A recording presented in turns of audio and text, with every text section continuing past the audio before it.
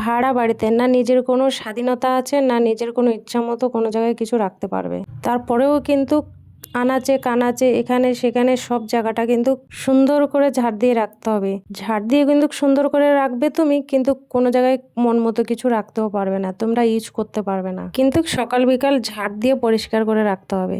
দেখো এই জায়গাটা কিন্তু আমার ঘরের পিছন পাশটা, এখানে কিন্তু আমরা কিছু ইউজ করি না, করলে করা যায় কিন্তু ওরা আমাকে ইউজ করতে দেয় না। যেমন আমি গাছগুলো প্রথমে রেখেছিলাম, তো ওরা বলে না না এখানে রাখো না ওইখানে রাখো, এরকম করে ভালো লাগলো না, সাইড করে দিলাম। কার সাথে ঝামেলা করতে ভালো লাগে না। হোক পয়সা দিয়ে আমি নিচে যতটুকু থাকি, পুরো বাড়িটার কিন্তু ভাড়া আমার থেকে নেয়, ঠিক আছে।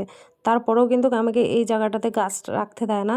তবুও কিন্তু উপরের যে গাছটা আছে, যে পাতা পড়ে, আর আমাদের উপরের যে ভাড়াটি আছে ও কিন্তু চুল পেপর এইসব এরা কিন্তু এখান থেকে ফেলে, তারপরেও কিন্তু আমাকে ঝাড় দিতে হয়।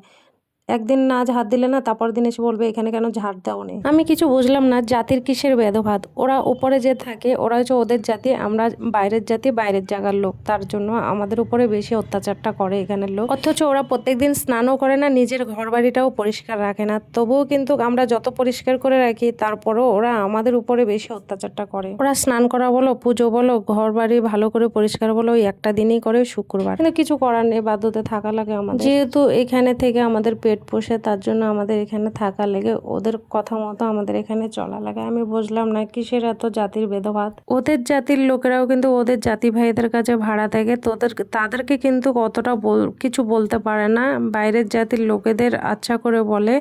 আর এখন যে বাড়িটাতে আছে ওরা একটু কম আছে, আলাদা আলাদা লোকের বাড়ি যখন ভাড়া ছিলাম ওরা আরো বেশি অত্যাচার করতো, জানো।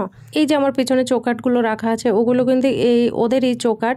অনেকবার বলার পরেও এখনো পর্যন্ত ওরা কিন্তু এই চৌকাঠগুলো নিচ্ছে না। আর পিছনের যে ঘরটা আছে ওটা কিন্তু স্টোর রুম, ওটাও কিন্তু আমাদের দেওয়ার ছিল, ওরা কিন্তু এখনো দেয়নি। আমি এই বাড়িটায় আছি 2 বছর হয়ে যাচ্ছে, এখনো কিন্তু স্টোর রুমটা ছাড়েনি, কিন্তু টোটাল ভাড়াগুলো আমাদের থেকে নেয়। যেখানেই যাই এখানে কিছু না কিছু প্রবলেমই থাকে, তার জন্য মুখ বুজে থাকতে হয়।